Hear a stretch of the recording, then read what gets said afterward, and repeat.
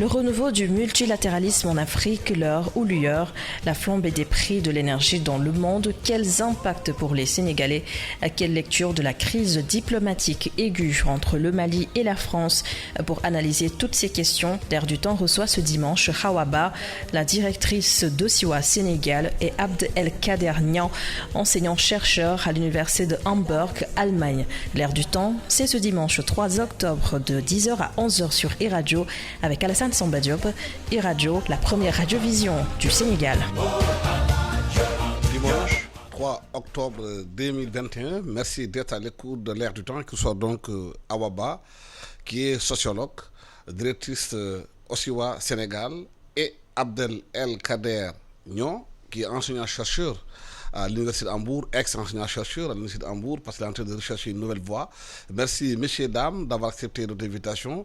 3 présidents ont signé une tribune aux Nations Unies concernant le multilatéralisme et 3 autres premiers ministres, le président Macky Sall, bien sûr, Cyril Ramaphosa de l'Afrique du Sud, Carlos Alvaro Cuesta, président du Costa Rica, Jadine Ardern, premier ministre de la Nouvelle-Zélande, Stefan Löfven, Premier ministre de la Suède, et Pedro Sánchez. Dans ce document, les présidents et les premiers ministres parlent de la réforme du multilatéralisme aux Nations Unies, qu'aujourd'hui que la façon dont les Nations Unies travaillent est un peu obsolète, compte tenu du fait que les organisations interviennent interétatiques, qu'il y a des questions de plus en plus internationales qui se posent, la pandémie concernant la Covid, la crise financière qui frappe le monde. Hawa Ba, est-ce qu'aujourd'hui cet appel peut être entendu aux Nations Unies? Merci Alassane et bonjour aux auditeurs de e-radio. Je dirais que c'est encore un autre vœu pieux. Ce n'est pas la première fois qu'il y a des appels au renouveau du multilatéralisme, parce que le multilatéralisme tel qu'il est vécu actuellement au niveau mondial est partie, disons, de l'histoire, en tout cas la plus récente du multilatéralisme. C'est la mise en place des Nations Unies au lendemain de la Deuxième Guerre mondiale, avec des missions de paix et de sécurité, mais au-delà aussi de développement économique et social. Nous avons aussi d'autres instruments, nous avons d'autres cadres qui ne sont pas institutionnels, qui sont informels, mais comme les G8 et autres. Mais ce que l'on peut dire, c'est que on a beau chanter, on a beau faire le plaidoyer du multilatéralisme, dans la réalité des faits, lorsque les États sont confrontés à des intérêts nationaux, ils font passer leurs intérêts nationaux avant les intérêts collectifs. Et je pense que l'exemple le plus récent, c'est le président Biden. Lorsque nous avions Trump à la tête de l'Amérique, tout le monde se disait oui, il y a une crise du multilatéralisme qui est principalement liée à la personnalité de Trump et à l'agenda de Trump qui était America First. Ce que nous avons vu récemment avec Biden, lorsque Biden est venu au pouvoir, nous avions espéré que voilà, il va y avoir un changement et que l'Amérique va jouer un rôle plus important sur le multilatéralisme, va faire passer l'agenda international, va relancer et renouveler le multilatéralisme. Mais je pense que tout le monde a déchanté. Et ceux qui ont déchanté, c'est ceux qui ne savent pas en fait que les États font passer les intérêts first. Que ce soit un démocrate, que ce soit un républicain, que ce soit Biden ou autre, les États font passer de manière primordiale leurs intérêts. Cela fait déjà des années que l'on appelle à la réforme des Nations Unies pour que justement les membres du Conseil, les 5 membres, là, qu'on revoie ces membres-là, que la réalité de 1945 n'est plus celle d'aujourd'hui. L'Afrique est le seul continent qui n'a pas de siège permanent au Conseil de sécurité des Nations Unies. Cet appel n'a pas eu un écho favorable parce que la voix de l'Afrique est inaudible dans la gouvernance mondiale. Donc, moi, je pense que c'est juste un autre vœu, c'est un autre appel, et je ne suis pas sûre de comment est-ce que cela va se traduire dans la réalité des faits, parce que, pour moi, un continent comme l'Afrique doit recentrer son multilatéralisme sur ses défis internes, sur ses, disons, sur des mécanismes internes, donner une nouvelle impulsion aux organismes multilatéraux africains pour qu'ils prennent mieux en compte les défis et les intérêts de l'Afrique, aussi bien sur le continent, mais aussi que sur la scène mondiale. Parce que les défis auxquels font face l'Afrique sont des défis qui ne sont pas seulement des défis du continent, mais aussi qui sont des défis mondiaux. Et l'Afrique doit apporter sa pierre en pivotant, en changeant de paradigme, en rompant avec les bilatéralismes qui sont à la fois les faits des États, mais aussi de l'Union africaine. L'Union africaine qui est l'institution qui est normalement celle qui doit être en charge du multilatéralisme. L'Union africaine aujourd'hui se distingue dans ce bilatéralisme en instituant des relations bilatérales entre l'Afrique et des puissances, que ce soit la Chine, que ce soit le Japon, que ce soit même la Turquie et autres. Et c'est sur la base de termes qui sont définis par ces États-là, par ces pays-là, par ces puissances selon leurs intérêts stratégiques et même pas sur la base de l'agenda de l'Afrique. Donc il y a beaucoup à dire par rapport au multilatéralisme et je pense que nous ne devons pas nous tromper de priorité, nous ne devons pas encore être divertis par ces discours, surtout à la tribune des Nations Unies, qui dans beaucoup de cas accouche d'une souris.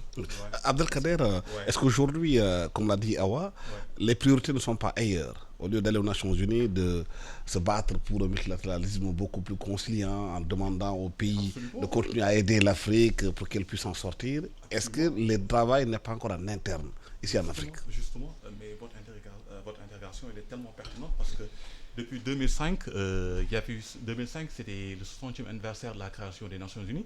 Là, le débat il était vraiment ouvert. Faut-il réformer les Nations Unies, son mode de fonctionnement? Parce qu'avoir 5 États qui, juste sur la base du fait qu'ils soient détenteurs de l'arme atomique, soit ces 5 États qui sont à même de régir cette planète Terre, mais c'est quelque chose d'exagéré, c'est inapproprié, ce n'est plus opportun. Le monde, comme vient de le dire Madame Ba, le monde politique de 1945 n'est pas celui de 2021. Il est inacceptable qu'en 2021, que ce soit les États-Unis, la Chine, la France, la Grande-Bretagne et la Fédération de Russie soient les 5 pays qui ont un droit de veto et qui peuvent peser sur les relations entre les États dans ce monde. Faut-il intervenir en Syrie? Faut-il intervenir au Mali? Il faut toujours que la France dise oui, la Grande-Bretagne. Non, l'Afrique, elle a raison de dire que la voix de l'Afrique est inaudible dans la gouvernance internationale. Mais est-ce qu'il y a une voix africaine au niveau de la gouvernance internationale? Exactement. Parce qu'en fait, les Nations Unies sont un produit eurocentrique. C'est-à-dire il y a la France, il y a la Grande-Bretagne, il y a les États-Unis d'Amérique, qui ne sont que le prolongement de l'Europe dans le Nouveau Monde, c'est-à-dire 3 pays européens, on peut dire, nations blanches, chrétiennes, qui dirigent cette planète. Et de l'autre côté, on a la Chine et la Russie qui font un tout petit peu de contrepoids au niveau international. D'accord, du temps où il y avait 2 blocs, Est et Ouest, d'accord, on a pu comprendre que la Chine et la Russie soient les porte-voix, ou bien l'Union soviétique, les porte-voix de l'Afrique. Mais en 2021, il faut que l'Afrique soit représentée au niveau du Conseil de sécurité des Nations Unies. Est-ce qu'elle peut le faire au moment où elle est divisée, ou c'est des États, micro-États? Mais justement, c'est parce qu'il faut rassembler tous ces petits pays dans de grandes structures, dans de grands ensembles. Il faut que la CEDEAO ait un poids politique économique, l'espace CEDEAO ait un poids. Il faut que la CEMAC ait un poids. Il faut que l'Afrique du Nord, le Maghreb, ait un poids. Et rattacher ensemble avec l'Union africaine, mais on peut peser quelque part. Il faut réorganiser cette Union africaine, qu'elle soit réellement une Union africaine. Il ne faut pas qu'elle soit une Union africaine de façade et que européenne dans son fonctionnement, parce qu'elle est calquée sur le modèle du fonctionnement de l'Union européenne. Elle est financée même par cette Union européenne. Mais ça ne marche pas. Est-ce que vous pouvez imaginer qu'en 2021, que l'Afrique ne soit pas en mesure de créer une industrie pharmaceutique à même de créer un produit contre le corona? On n'a même pas un fonds africain pour lutter contre les maladies qui reviennent tout le temps, le paludisme, la crise de l'Ebola, le corona. Il faut tout le temps attendre l'aide de l'Union européenne, l'aide de la Chine, l'aide de la Turquie. Toutes ces aides-là, elles ne se font pas gratuitement. Elles le font, mais moyennant des sacrifices. Après, ce sont les ports, les doigts qu'il faut céder à ceci, qu'il faut céder à cela. Tu vois, tout ça, ça ne nous aide pas. Il nous faut une voix africaine aux Nations Unies. Mais qu'est-ce qui explique cette incapacité africaine à pouvoir se réunir, à proposer quelque chose de nouveau, de différent de ce que les autres font? Depuis 60 ans, depuis les indépendances, les discours sont les mêmes, les rencontres sont les mêmes, les raouds sont les mêmes, mais il n'y a rien de nouveau qui bouge par rapport à cela. Et il y a une contradiction en même temps. Il y a une jeunesse africaine qui demande à être libérée définitivement aujourd'hui de ces chaînes occidentales. Oui, moi je pense qu'Alassane, il y a il y a deux niveaux du problème. Le premier niveau, c'est que nous avons des défis cruciaux. Nous avons une défaillance au niveau du multilatéralisme africain. Tout à l'heure, je parlais de l'Union africaine qui n'est pas en mesure, qui n'a pas la capacité et politique et stratégique de porter le combat de l'Afrique. Mais l'autre chose, ce sont les États.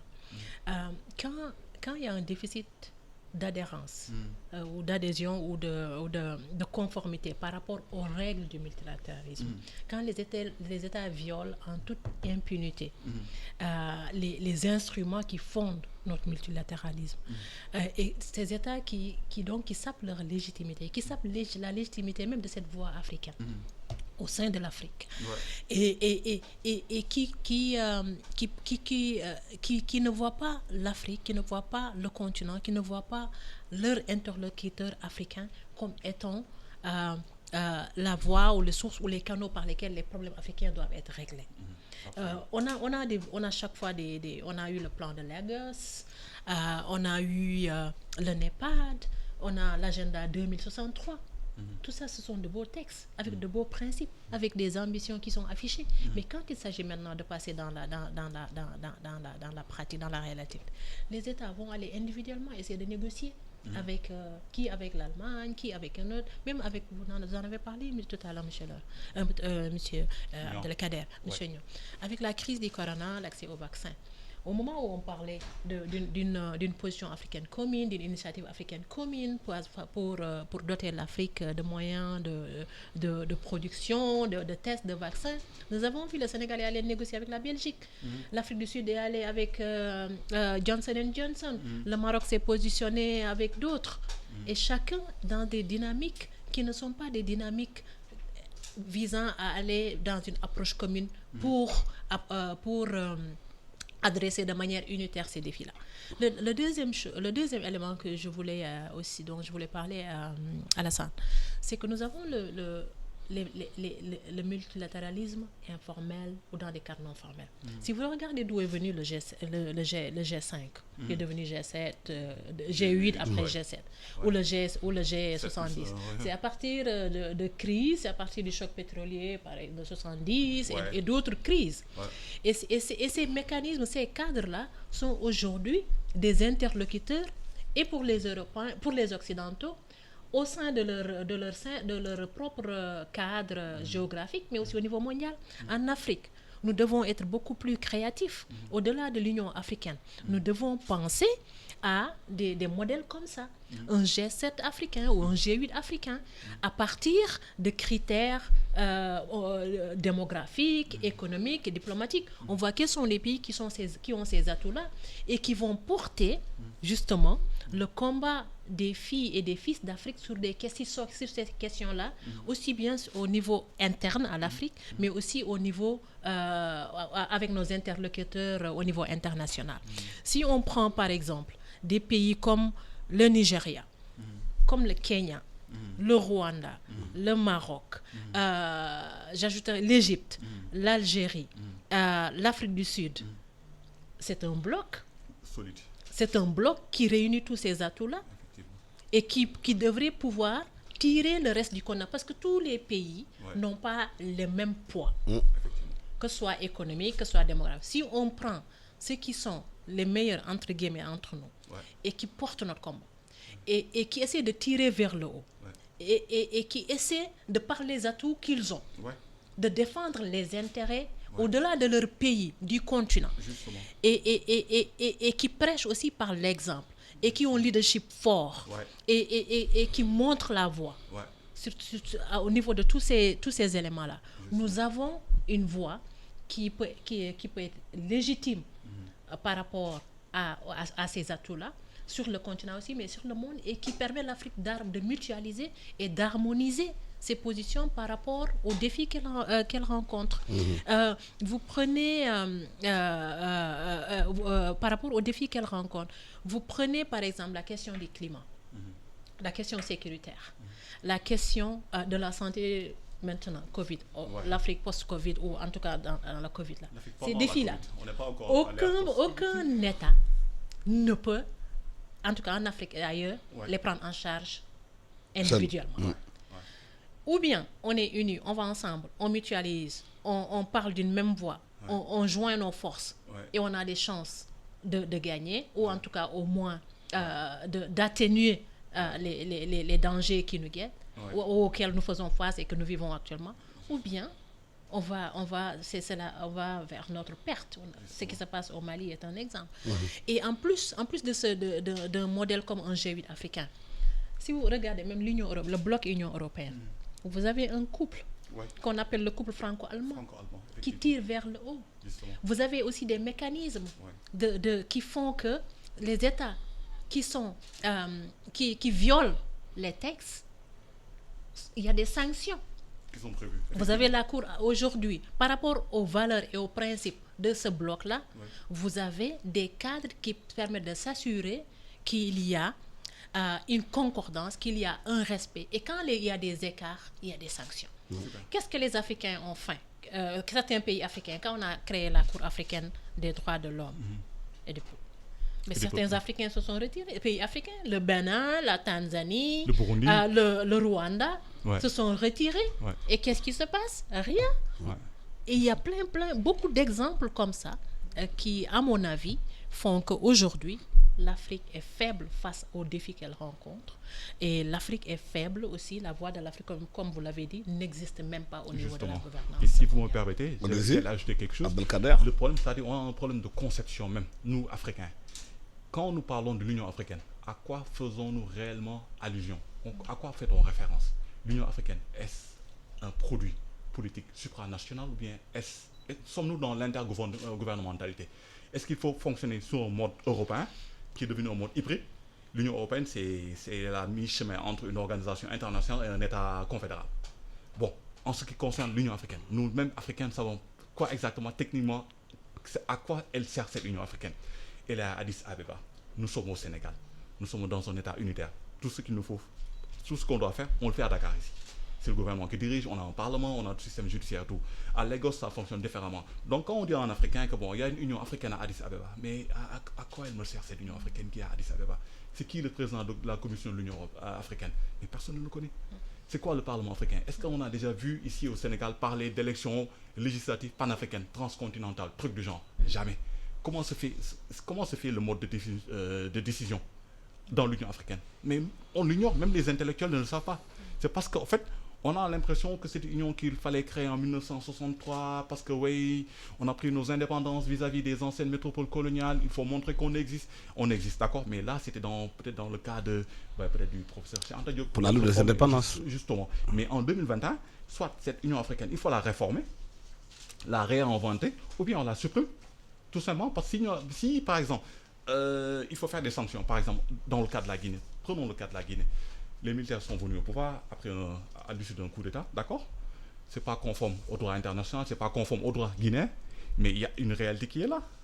Il y a eu un coup d'État civil, il y a un président qui a brigué un troisième mandat de manière anticonstitutionnelle. Des militaires sont venus de manière anticonstitutionnelle le renverser, d'accord? Mais pourquoi des sanctions de l'Union africaine? Est-ce qu'on a déjà vu un dispensaire en Guinée inauguré ou bien construit avec des fonds africains qui viennent d'Addis Abeba? Est-ce qu'on a déjà vu entendre le président de la commission de l'Union africaine faire un déplacement à Bakel, à Dakar, dire qu'on va inaugurer une maternelle ou bien quelque chose qui est financé par l'Union africaine? J'ai jamais entendu parler de l'Union africaine dans cette optique, dans cette dynamique. Il faut que les gens sachent que cette union, elle existe. Elle fonctionne en termes d'institutionnels. Elle a des institutions, elle a un mode de financement autonome. D'abord, c'est ce qu'il fallait faire. C'est l'Union africaine par son mode de fonctionnement.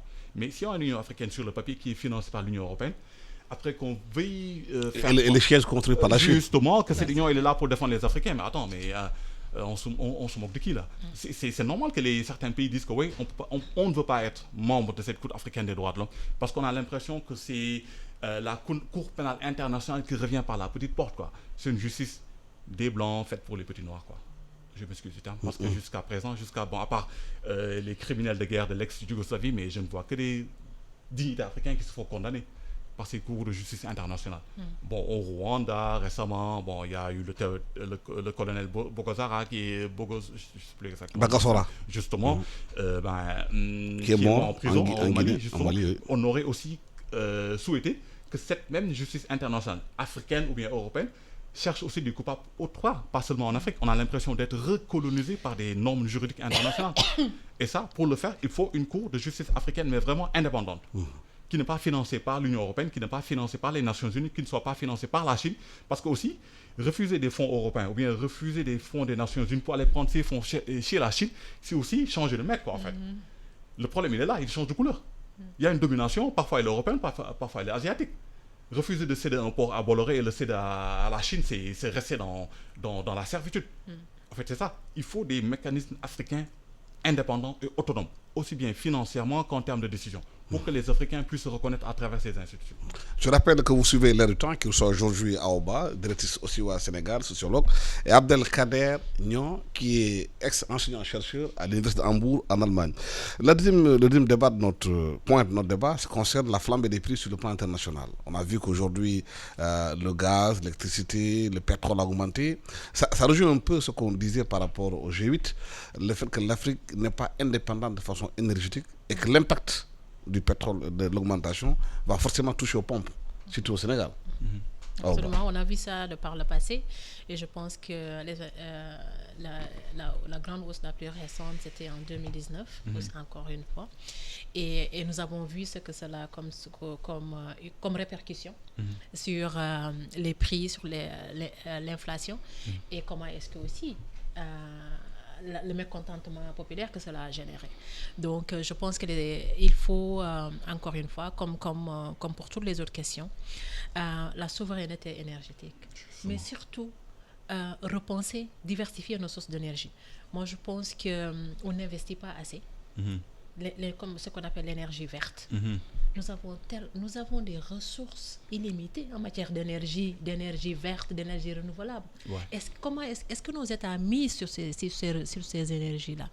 Est-ce que nos États savent apprennent des leçons d'un pays tout proche comme le Nigeria, qui est un des plus grands pays producteurs de pétrole, et pourtant qui dépend qui importe 79%.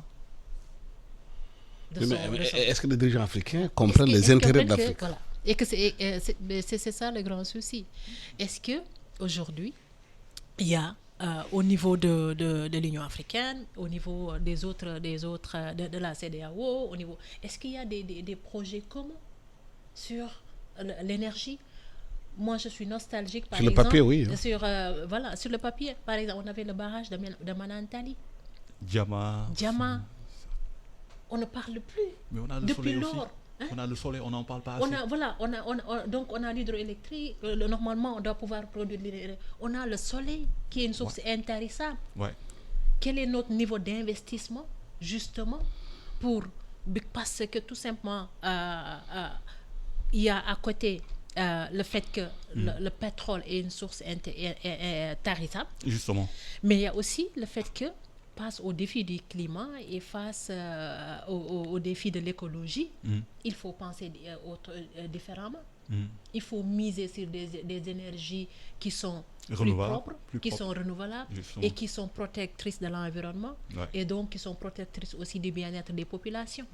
Est-ce qu'aujourd'hui les grands majors internationaux, le capital étranger comme on dit, a intérêt à ce que l'Afrique soit libre du point de vue énergétique? Est-ce que les lobbies qui sont là, les commissions aussi, et les chefs d'État qui touchent aussi des commissions à travers pour s'enrichir sur le dos des populations aussi? Est-ce qu'eux-mêmes, il n'y a pas une connexion entre les dirigeants africains et ceux-là qui vendent du gaz et du pétrole à l'Afrique? Votre question, elle est légitime. Il faut voir les contrats que nous signons.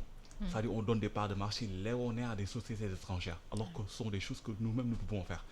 Le Sénégal peut être indépendant en matière d'énergie. C'est-à-dire, on a, c'est pas du soleil, c'est pas le mois de février jusqu'au mois d'octobre, on a des ensoleils en Afrique subsaharienne.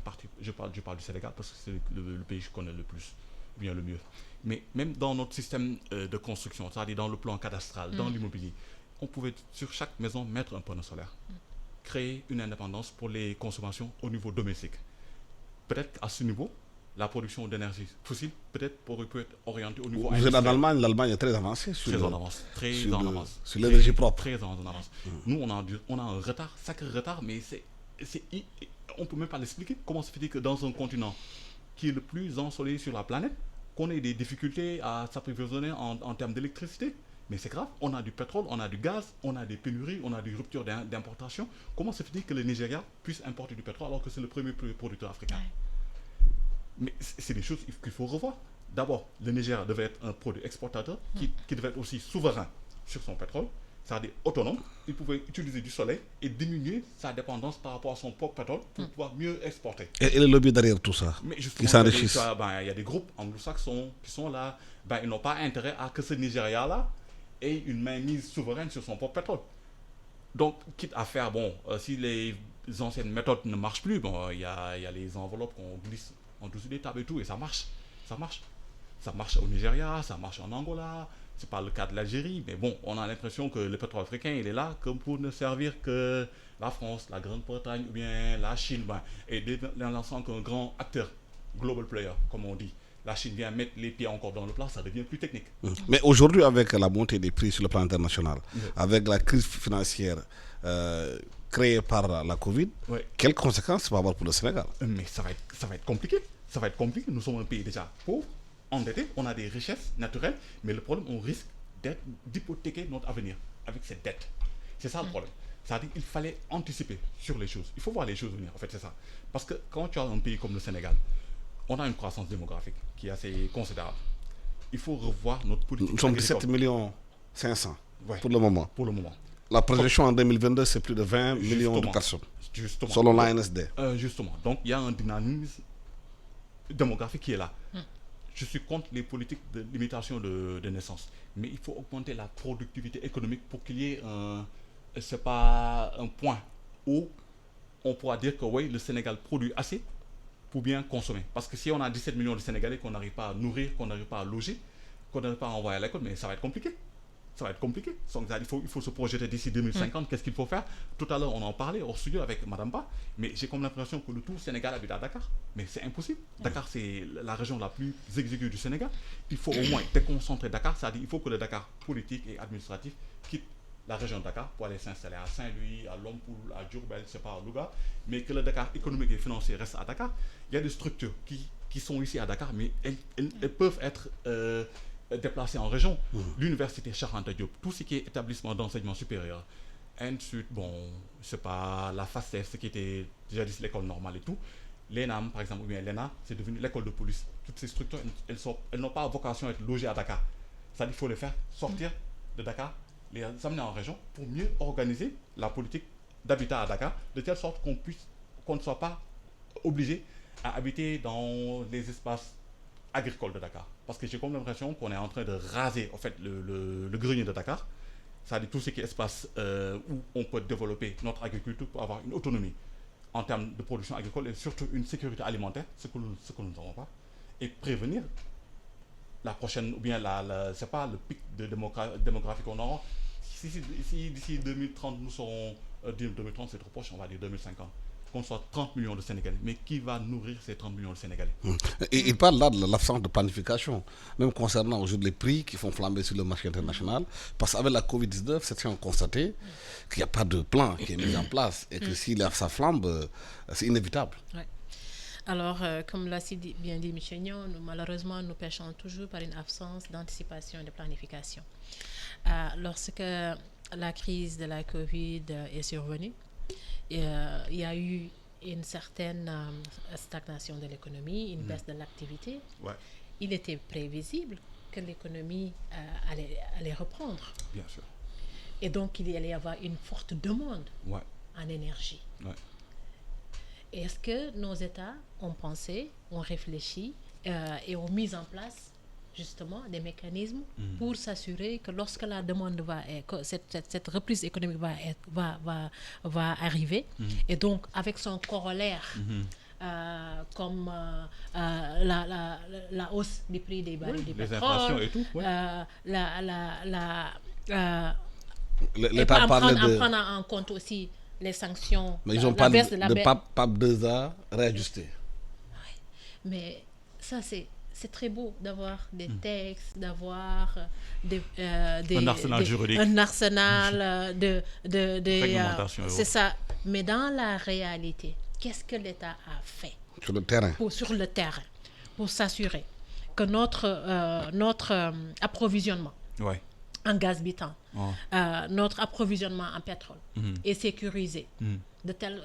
Quel est le niveau de planification pour savoir sur l'année par rapport à la demande, par rapport à nos besoins nationaux sur ces produits-là? Quel est le niveau de stock que l'on a? Quels sont les canaux de ravitaillement? Comment est-ce qu'on sécurise ce ravitaillement, ces stocks-là, en anticipant sur une hausse de la demande? Et puis, certains États, ce qu'ils font, c'est que pendant ces périodes-là où tu as une baisse de consommation, une baisse de demande, ils font du stock. Ouais, stockage grave. Des stocks de prévision. De prévision. Ouais. Ils profitent de la baisse des prix Justement. du pétrole sur le marché international Ouais. pour justement faire. Un pays comme les États-Unis a des stocks et aujourd'hui le pays qui a le plus important stock de pétrole. Effectivement. D'autres pays font pareil, mais nous sommes toujours dans la réaction, nous sommes toujours pris par l'immédiateté. Et c'est là où c'est ça notre mal, malheureusement. Et ce que je regrette le plus, je m'excuse, c'est que dans ce pays, on est plus concentré sur les activités de politique intérieure, mais vraiment de bas instinct. Quand tu lis les articles de la presse, il y a l'impression que les Sénégalais se battent pour des élections municipales, vraiment des histoires de maires de quartier, que plutôt de se concentrer sur l'essentiel. En fait, c'est ça aussi, c'est un grand problème. Mais ce qu'Ao disait tout à l'heure, est-ce que ça nous permet d'aller dans le troisième point de notre débat? Est-ce que le Mali est une éclaircie dans cette grisaille? La façon dont les Maliens veulent reprendre la souveraineté en main, avec Choguel Maïga qui a parlé de la France, mais est-ce que la Russie aussi, c'est pas sortir de la peste, aller trouver le choléra? Bon, on peut voir les choses de différentes manières. Mais bon, ce qui est sûr et certain, c'est que le Mali est un État souverain. C'est un pays indépendant. C'est un pays libre. Donc le Mali a le devoir et surtout il a le droit de définir sa politique de sécurité étrangère, sa politique de défense de manière indépendante, de manière discrétionnaire. C'est-à-dire, le Mali peut décider de choisir qui il veut comme État sans pour autant avoir de rendre compte. Parce que c'est une question de souveraineté, c'est une question de survie. C'est-à-dire, si la France n'arrive pas à régler cette question du terrorisme au niveau du Mali, au niveau du Sahel, mais le Mali est obligé à chercher d'autres partenaires. Si la France ne veut pas lui livrer c'est-à-dire, à quoi ça sert de former des soldats maliens qui ont les techniques militaires requises pour défendre un pays, mais n'ont pas l'armement qu'il faut pour défendre un pays? Il leur faut des véhicules blindés, il leur faut une artillerie, il leur faut une aviation, il faut qu'il y ait les moyens conséquents pour eux, les Maliens, qu'ils puissent assurer par eux-mêmes leur propre sécurité. Parce que le problème, c'est que dès le début de la crise, en 2013, c'est-à-dire on a reproduit les mêmes schémas que dans la politique de développement. C'est-à-dire on a créé les conditions d'une dépendance. C'est-à-dire de la manière dont le Mali est dépendant de la France, côté économie, santé, patati patata. Donc on a voulu créer cette même dépendance d'un point de vue sécuritaire, et là c'est grave. Si la France refuse d'exporter vers le Mali les armements nécessaires qu'il faut pour que l'armée malienne défende son territoire, et puis qu'on donne à l'armée malienne l'autonomie d'entrer sur son propre territoire. Jusqu'à présent, les soldats maliens n'ont pas le droit d'entrer dans certaines... À Kidal. À Kidal, par exemple. Mais c'est inimaginable. Le Mali est confronté à deux problèmes. D'abord, il y a le terrorisme en tant que tel, et puis il y a le séparatisme touareg. Il faut aussi qu'ils combattent, c'est-à-dire qu'ils ont le droit d'assurer l'intégrité territoriale du Mali. Si la France le refuse, ils ont le droit d'aller vers la Russie. Et je suis complètement d'accord avec eux. Mais est-ce que la Russie, c'est la solution? Alors, moi, je voudrais quand même rappeler, parce qu'on parle du Mali, ce que représente le Mali pour l'Afrique et pour le monde. Et face aux défis auxquels le Mali est confronté, comment est-ce que le Mali peut aller aussi puiser dans ces ressorts-là pour les adresser? Le Mali, Alassane, vous demandiez est-ce que le Mali c'est une éclaircie, le fait que la réaction, la fierté malienne, mais c'est parce que justement le Mali c'est le pays qui a produit le premier instrument de gouvernance, de bonne gouvernance et de démocratie dans le monde, la charte du Mandé. Effectivement. En 1236, du XIIIe siècle. Il est précurseur, il est important de le rappeler. Voilà, il est important de le rappeler. On parle de Tombouctou, les manuscrits de Tombouctou. Le Mali, c'est un centre d'excellence en matière intellectuelle, en matière de production intellectuelle et culturelle, religieuse, comme vous l'avez dit. si on parle de pauvreté, d'économie, le Mali, c'est le pays de Mansa Moussa, qui a fait chuter le cours de l'or pendant 12 ans. On connaît l'histoire. Donc, c'est pour dire que le Mali, ce n'est pas n'importe quel pays. Mais qu'est-ce qui s'est passé pour que le Mali se retrouve là où il est aujourd'hui? On peut convoquer l'histoire, la traite transatlantique, la colonisation, le fait que nous ayons raté le virage post-indépendance, la construction de l'État-nation malien et tout et tout. Et donc, comment, si on veut sortir, moi je pense, si le Mali veut, si on veut avec le Mali sortir de la crise, dans le bourbier dans lequel le Mali est, c'est comment remobiliser ces valeurs-là, comment remobiliser ces principes-là, mais aussi comment rompre ce face-à-face avec la France et avec l'Occident. Recentrer. Est-ce que le cas du Mali pourrait faire tache d'huile en Afrique par l'effet d'imitation où les jeunes Africains demandent maintenant la libération de leur pays, fondamentalement? Mais cette demande-là ne doit pas être un moyen, ne doit pas être une fin, mais un moyen.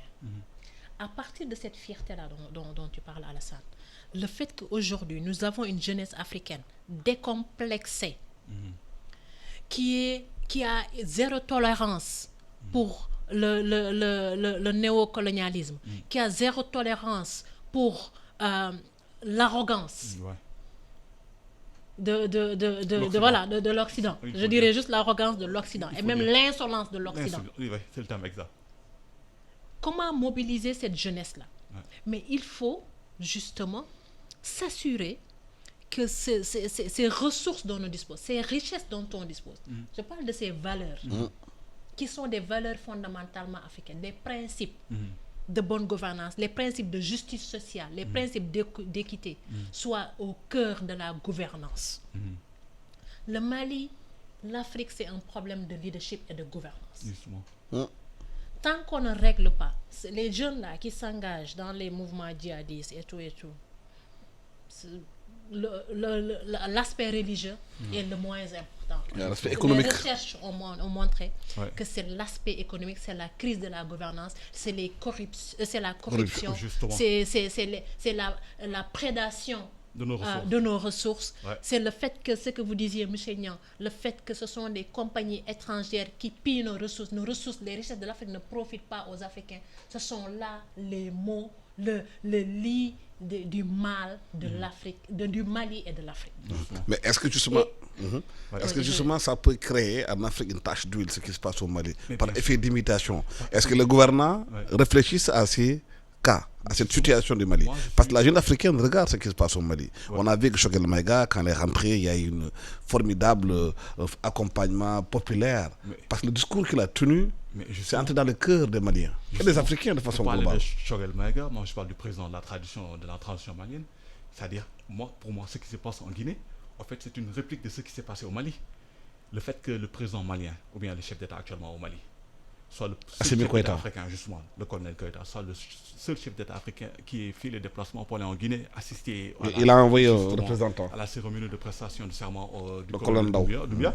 Mais c'est parce qu'ils se sont rendus compte qu'en fait, il faut qu'il y ait une jeunesse africaine qui vienne, c'est-à-dire qu'il faut changer les paradigmes, comme elle vient de le dire. Mais à quoi ça sert d'avoir d'élu un président de manière démocratique avec tout ce que cela coûte comme financement pour organiser des élections, pour avoir au finish un président corrompu ou bien un vieillard de 83 ans qui ne veut pas quitter, tu vois. Mais après, les jeunes officiers maliens... Mais au moment où il y a ce frémissement au Mali, on apprend, mais c'était planifié depuis longtemps, que le 8 octobre prochain, que Macron réunit ce qu'on appelle la société civile africaine pour parler de relations entre l'Afrique et la France. Est-ce que ce n'est pas un réajustement de la France, sa réorganisation pour mieux encore tenir les Africains à travers la société civile africaine? Justement, mais ce genre de rencontre entre les chefs d'État français successifs et les élites politiques africaines, qu'elles soient les élites politiques, intellectuelles, on a l'impression que c'est les mêmes schémas qui reviennent depuis le général de Gaulle, depuis Pompidou, depuis Mitterrand, depuis Sarkozy.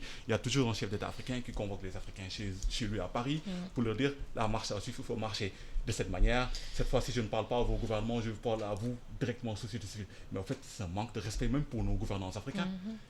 Le chef d'État français, Macron, s'il doit trouver en Afrique des interlocuteurs, c'est bien les chefs d'État africains. Il doit parler avec nos élus politiques, les gens que nous avons mis ici à l'issue d'élections présidentielles ou bien, c'est pas. Ils prennent quand même. Cela traduit aussi, c'est Oui, ils prennent quand même oui. ces États-là, ils mobilisent tous les canaux, toutes les ressources aux fins de leur l'atteinte de leur intérêt. Justement.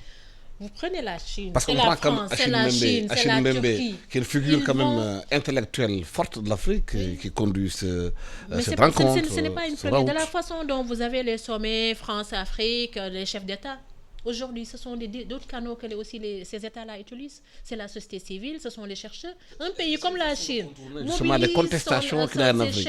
Est-ce que pour moi, pour vous, c'est une contestation de ce qui se passe déjà en Afrique, les jeunes Africains qui s'organisent, qui veulent prendre l'indépendance, et que c'est une façon pour la France de contourner, de tuer dans l'œuf ces contestations, en prendre des intellectuels qui sont respectés en Afrique pour parler directement avec eux. Oui, non, bien entendu, si un président comme Macron, c'est partant de l'apathie dont souffre la France, mais surtout de la révolte de la jeunesse africaine contre l'Afrique, des mouvements France Dégage et autres.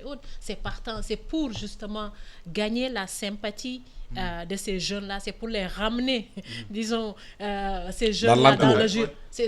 Dans l'enclos français. Voilà, exactement. C'est pour ça que toutes ces initiatives-là sont prises, parce qu'il faut... Pour nous dominer et nous mobiliser, il faut utiliser tous les moyens. C'est les moyens économiques, c'est les moyens militaires, c'est les moyens intellectuels, c'est tout. Donc, il faut mobiliser toutes les ressources aux fins de domination pour l'atteinte de leurs objectifs. Les jeunes, aujourd'hui, demandent une rupture et de manière très forte et de manière très décomplexée. Justement. Et c'est une menace pour l'intérêt de la France et les intérêts des autres pays comme la France, qu'ils veulent perpétuer le même type de relation et le même type de rapport de force avec l'Afrique. Les jeunes disent non. Et ils savent que les jeunes sont une force. L'Afrique, démographiquement, que représente la jeunesse africaine aujourd'hui dans la population africaine? C'est une force. Je vais en revenir. On apprend qu'il y a 11 ministres des Finances et économiques des pays d'Afrique de l'Ouest qui viennent de signer une motion de soutien au DG de FMI qui est dans la tourmente concernant le doing business, sauf le Mali et la Guinée ne font pas partie de cette liste. Parce qu'on est toujours dans cette logique d'isolation du Mali et de la Guinée, parce que sont deux États, on va dire voyous, parce que peut-être ils ont choisi de sortir leur pays de l'enclos français, raison pour laquelle on doit les sanctionner. Mais pour revenir sur le cadre du Mali, c'est-à-dire, la plus grave erreur qu'on puisse faire, c'est de penser qu'il n'y a que des solutions militaires aux problèmes maliens. C'est-à-dire, il y a le terrorisme, il y a la lutte contre le terrorisme, il y a la lutte contre le séparatisme, mais aussi, il faut lutter contre la corruption au Mali. Il faut créer des emplois. Il faut créer des emplois. C'est un vaste pays, il y a l'énergie solaire qu'il faut utiliser dans un pays comme le Mali. Paraît-il, dans le nord du Mali, il y a du pétrole. C'est un pays riche. Riche en termes de ressources naturelles, mais surtout en termes d'agriculture. Il faut réorganiser l'agriculture au Mali de telle sorte que éleveurs ne soient pas en guerre avec les agriculteurs bambara. Ça, c'est l'erreur la plus grave. Parce que certaines études disent que le sous-sol malien est très riche en eau douce. Justement. Et les prochaines batailles mondiales, c'est autour de l'eau, avec les changements climatiques. Les changements climatiques. Et puis, vous avez une grande réserve foncière, on va dire, dans le Mali. Que sera ce Mali qu'on voit actuellement sec, semi-aride, désertique, si jamais il reverdit? Mais c'est l'endroit où il faut y aller, le place to go. Allez, comment on va faire maintenant? Est-ce qu'il faut laisser le Mali, le gouvernement de Bamako, faible qu'il est, contrôler toute cette grande superficie, ou bien est-ce qu'il faut scinder ce pays en deux, céder une part aux Touaregs, parce que les Touaregs, ils sont rentrés de la Libye, il leur faut une place en Afrique. Est-ce qu'il faut créer un État Touareg, ou bien est-ce qu'il faut une autonomie c'est pas d'un pays Touareg, le Touaregstan, au niveau du Mali? Ça aussi, c'est des questions qu'il faut régler d'abord. Oui, mais est-ce que la société civile africaine doit accepter de jouer le jeu de Macron?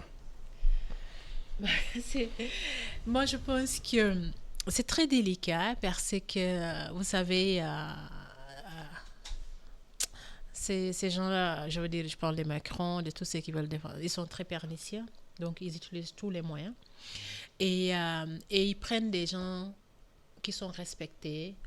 Est-ce qu'ils doivent accepter ça? Voilà. Et qui pensent, moi je pense que quelqu'un comme Achille, il pense bien faire. On ne peut pas douter du panafricanisme, on ne peut pas douter d'Achille comme étant quelqu'un qui est fondamentalement mu par les intérêts de l'Afrique, qui est fondamentalement quelqu'un qui n'a plus de comment dirais-je encore, qui n'a plus de preuves à démontrer par rapport à son engagement pour l'Afrique, pour l'intérêt de l'Afrique.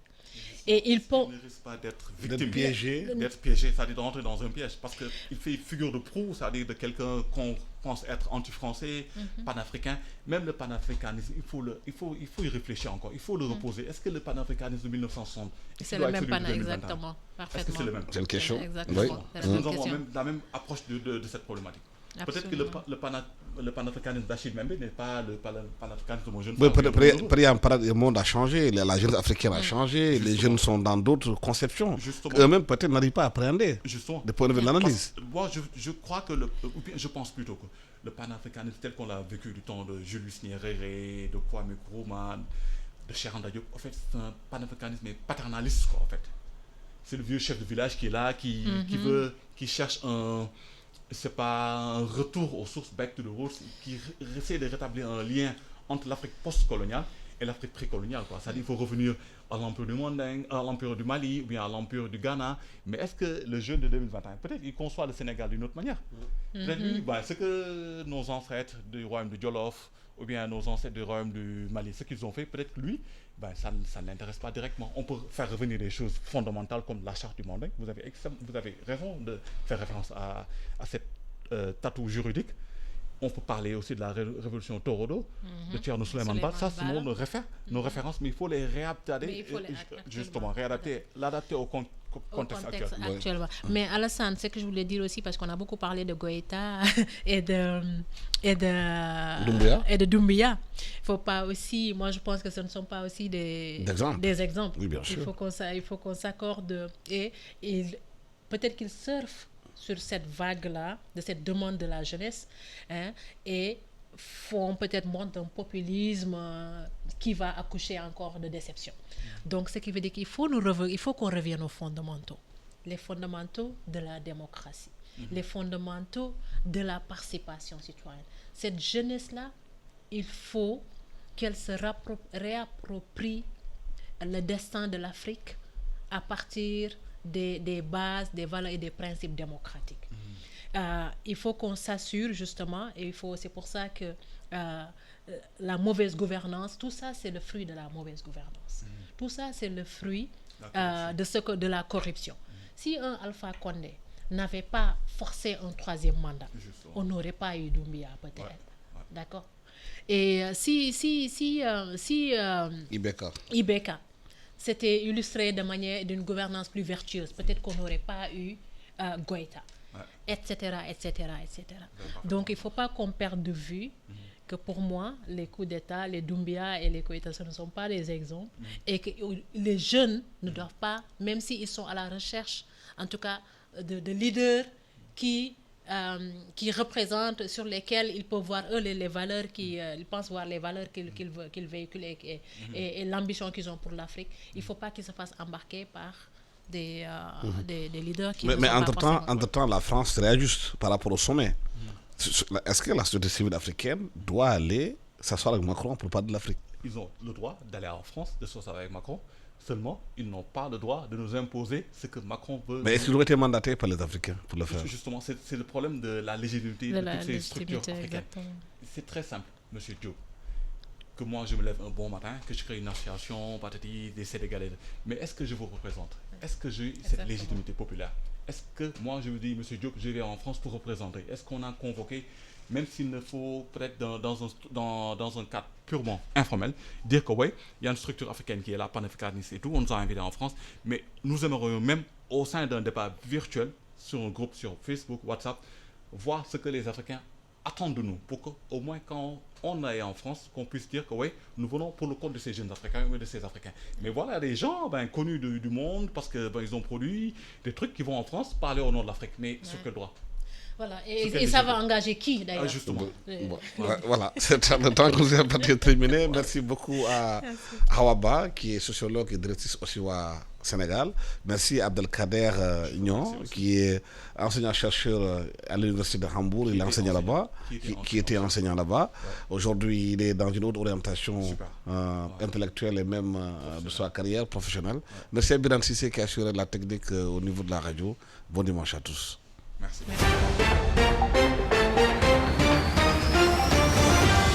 Vous écoutez e-Radio 90.3, la première radio-vision du Sénégal.